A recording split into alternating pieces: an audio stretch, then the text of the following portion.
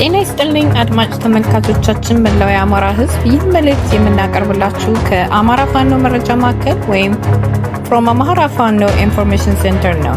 መልእክቶቻችንንም እንደሚከተለው እናቀርብላችኋለን። መልካም ቆይታ። ሰላም ጤና ይስጥልኝ የአማራ ፋኖ መረጃ ማዕከል ቤተሰቦች በያላችሁበት ሰላማችሁ ይብዛ። ሰሞንኛ መረጃዎችን ይዘንላችሁ መተናል። ፋኖ ሚዲያዎች ነን።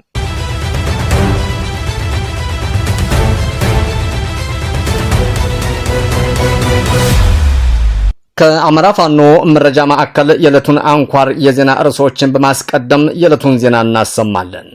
ዕለተ እሁድ ነሐሴ 3 2018 ዓ.ም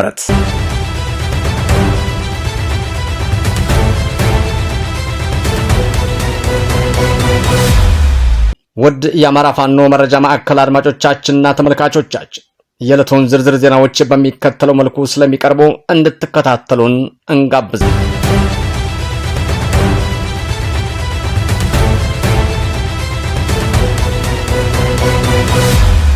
ሰላም ጤና ይስጥልኝ የተከበራችሁና የተወደዳችሁ የቻናላችን ተከታዮች ከአማራ ፋኖ ብሔራዊ ንቅናቄ የወጡ ትኩስ ወታደራዊና ፖለቲካዊ ሁነቶችን ማጠቃለያ መረጃዎችን ይዘንላችሁ ቀርበናል።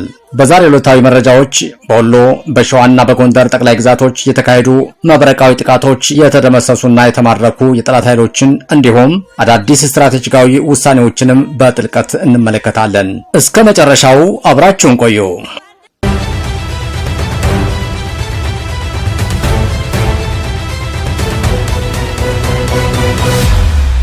በመጀመሪያም የምናልፈው ወደ ወሎ ጠቅላይ ግዛት ይሆናል።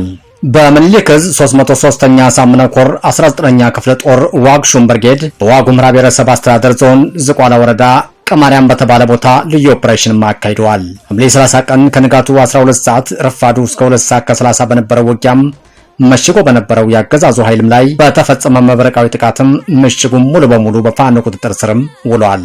በዚህ ጥቃትም 18 ያገዛዙ አባላት ሲደመሰሱ 15 ደግሞ ተማርከዋል።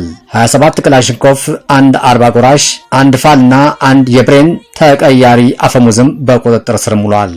በተመሳሳይም በ15ኛ ኮር ስር በሚገኙ የ152ኛ እና 153ኛ ክፍለ ጦሮች በወግዲ ወረዳ ለሚ ከተማና በከለላ ቲርቲራ አካባቢ በተደረገ ውጊያም 39 የመከላከያ አባላት ተደመሰሱ ሲሆን በወግዲ ለሚና አቃስታ የሚገኙ የሕክምና ተቋማት በቁስለኞችም መሙላታቸውንም ተረጋግጧል። ከዚህም በተጨማሪ 25 የነፍስ ወከፍ መሳሪያዎች፣ 2 የብሬን ሸንሸልና በቁጥር ያልተወሰነ የዲሽቃና የብሬን ጥይቶችም ተማርከዋል።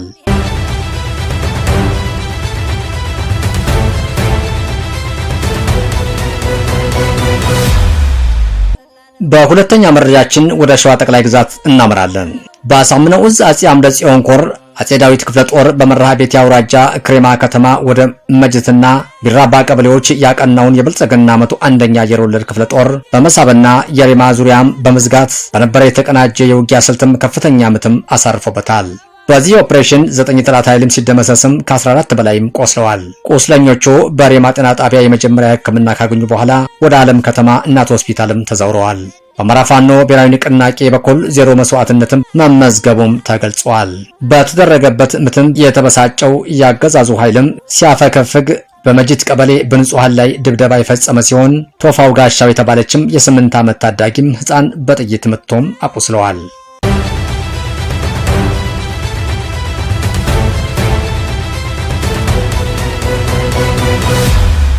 በምስራቅ ወለጋና በቤንሻንጉል ጉሙዝ አዋሳኝ ግንባሮች ከፍተኛ ወደ ውጊያዎች መካሄዳቸው ተገልጸዋል። የአማራ ፋኖ ብሔራዊ ንቅናቄ ወለጋ ቢዛም አንሻ ሰይድ ዕዝ ስር የሚገኙት የአንገር ጉተን ክፍለ ጦርና የአበጀ ጥበቡ ነበልባል ክፍለ ጦር ነሐሴ 1 ቀን 2018 ዓ.ም ከጧቱ 12 ሰዓት ጀምሮ የተቀናጀ መብረቃዊ ማጥቃትን ማካሄዳቸውንም አስታውቀዋል። ውጊያ የተቀሰቀሰው ከምስራቅ ወለጋ ዞን ጊዳና አያና ወረዳ ከአንገር ጉተን ከተማ ተነስቶ ወደ አንዶዴ ቀበሌ ልዩ ቦታውም ተክለ ሃይማኖት ሲንቀሳቀስ በነበረ የኦሮሚያ ልዩ ኃይል ገዳ ኮማንዶ የመከላከያ ሰራዊትና ሚሊሻን ባካተተው ጥምር ጦር ላይ እንደሆነም ተገልጿል። በዚህ ጥቃት ከ50 በላይ የጥምር ጦሩ አባላትም ሲደመሰሱ የቆሰሉ አባላትን የያዙ 2 ወታደሮች ተሽከርካሪዎችም ወደ አንገር ጉተንና ነቀምቴ ከተሞች ሲፈረጥጡ፣ ቀሪው ኃይል ደግሞ ወደ ኋላ በማፈግፈግም በአካባቢው በሚገኙ ቤተክርስቲያን ውስጥም መመሸጉንም የአማራ ፋኖ ብሔራዊ ንቅናቄ መረጃም ያመለክታል። በሌላ በኩል በምስራቅ ወለጋ ኪረሙ ግንባር ሀሮ ከተማና ባጊን ቀበሌ በርካታ ያገዛዙ ጥምር ጦር አባላትም ሰፍረው እንደሚገኙም ተገልጿል። ይህ ኃይል በንጹሃን ዜጎች ላይም ዘረፋ፣ ማዋከብና ግድያ እየፈጸመ እንደሚገኝም ከስፍራው የወጡ መረጃዎችን ይጠቁማሉ።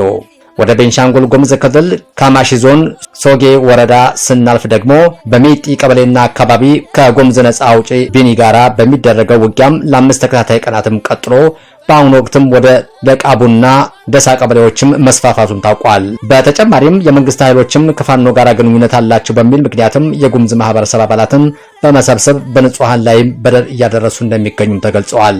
የአማራ ፋኖ ብሔራዊ ንቅናቄ ወታደራዊ ቃል አቀባይ መግለጫ እንደሚያመላክተው ከሆነ ግፍ የወለደን ግፈኞችን የምንቀጣ የአንሻ ሴት ወንድሞች ነን፣ ህልውናችን በተባበረ ክንዳችን ይረጋገጣል ሲልም አጠናቋል።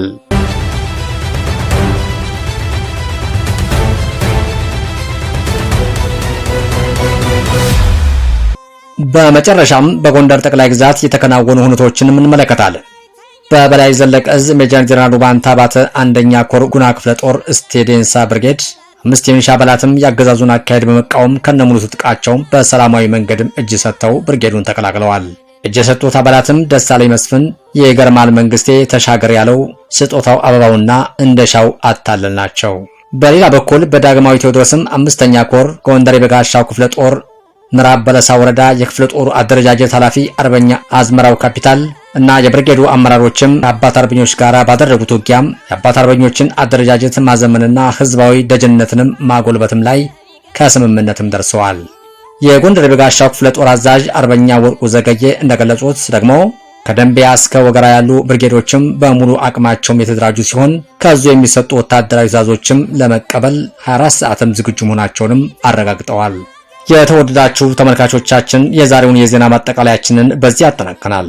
መረጃው ከተመቻቸው ላይክ በማድረግ ለሌሎች እንዲደርስም ሼር ማድረግና አዳዲስ መረጃዎችን በፍጥነት እንዲደርሷችሁም ሰብስክራይብ ማድረግ የደወል ምልክቷን መጫን እንዳትረሱ። እስከሚቀጥለው መረጃችን በሰላም ቆዩ። ሰሞነኛ መረጃዎቻችን እነዚህ ነበሩ። የአማራ የህልውና ተጋድሎ ተጠናክሮ ይቀጥላል። ቸርን ሰንብት። በድጋሚ የአማራ ፋኖ መረጃ ማዕከል ቤተሰቦች በቀረበላችሁ መረጃዎች ላይ ሀሳብ አስተያየት እንድትሰጡ በትህትና እንጠይቃለን። ሰናይ ጊዜ እንዲሆንላችሁ እንመኛለን። በተጨማሪ ላይክ፣ ሼር፣ ኮሜንት፣ ሰብስክራይብ እንድታደርጉልን በትህትና እንጠይቃለን። አመሰግናለሁ።